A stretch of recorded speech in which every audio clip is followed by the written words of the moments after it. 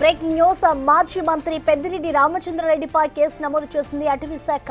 భూ ఆక్రమణల కేసులో ఆయన కుటుంబ సభ్యులపైన కేసు నమోదైంది. మంగళంపేట అటవీ భూముల ఆక్రమణలో భాగంగా ఈ నెల 6వ తేదీనే కేసు నమోదు చేసింది అటవీ శాఖ. మొత్తం 27 ఎకరాల అటవీ భూమిని ఆక్రమించినట్లు త్రిసభ్య కమిటీ నివేదిక ఇచ్చింది.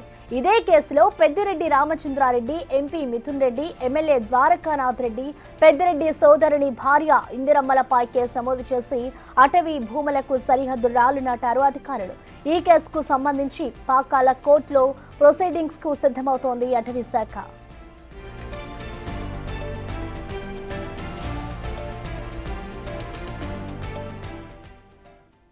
దీనిపై పూర్తి సమాచారాన్ని మా ప్రతినిధి దామోదర్ అందిస్తారు. దామోదర్, చెప్పండి, ఇటు పెద్దిరెడ్డిపై నమోదైన కేసులు, అలాగే ఆయన కుటుంబ సభ్యులపై నమోదైన కేసు సంబంధించిన డీటెయిల్స్ ఏ విధంగా ఉన్నాయి? ఎటువంటి సెక్షన్స్ కింద కేసులు నమోదయ్యాయి దామోదర్?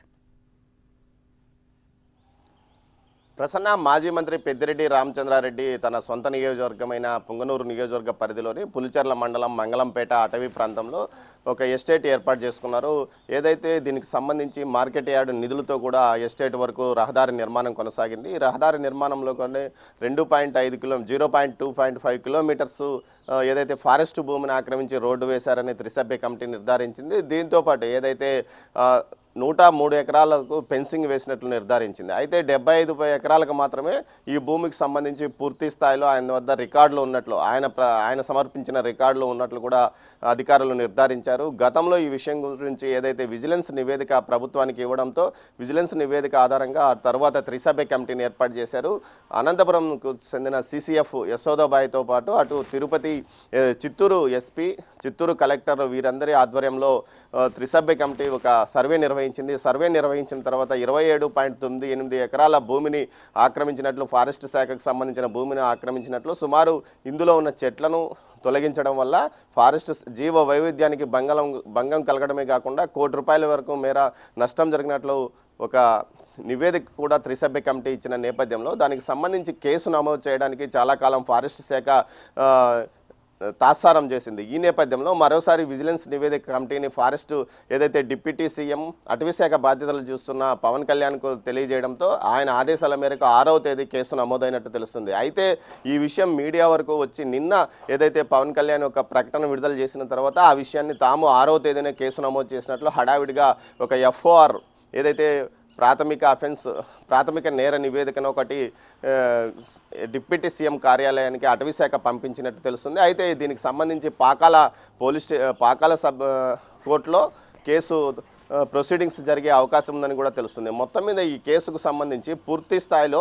ఒక దర్యాప్తు కొనసాగించాము. ఇందుకు సంబంధించి 27.98 ఎకరాలు ఏదైతే ఆక్రమణకు అటవీ భూములు గురయ్యాయని అటవీ చట్టాల ప్రకారం కేసు నమోదు చేశారు. దీనికి సంబంధించి ఏ చిన్న స్థాయి ఉద్యోగి అయినా కేసు నమోదు చేసే అవకాశం ఉన్నప్పటికీ ఏదైతే గతంలో అటవీ శాఖ మాత్యులుగా పనిచేసిన పెద్దిరెడ్డి పట్ల కింది స్థాయి ఉద్యోగులు, అదేవిధంగా అటవీ శాఖ ఉద్యోగులు స్వామి భక్తి చూపించారంటూ కూడా ఆరోపణలు వస్తున్న నేపథ్యం. మొత్తం మీద దీనికి సంబంధించి ప్రొసీడింగ్స్ పాకాల కోర్టులో జరగనున్నాయి. ఈ కేసుకు సంబంధించి పెద్దిరెడ్డి రామచంద్రారెడ్డితో పాటు ఆయన కుమారుడు రాజంపేట ఎంపీ మిథున్ రెడ్డి, అదేవిధంగా ఆయన సోదరుడు ఏదైతే తంబలపల్లి ఎమ్మెల్యే ద్వారకనాథ్ రెడ్డి, అదేవిధంగా మరో సోదరుని భార్య ఇందిరమ్మ పేరిట ఈ భూములు ఉన్నాయి.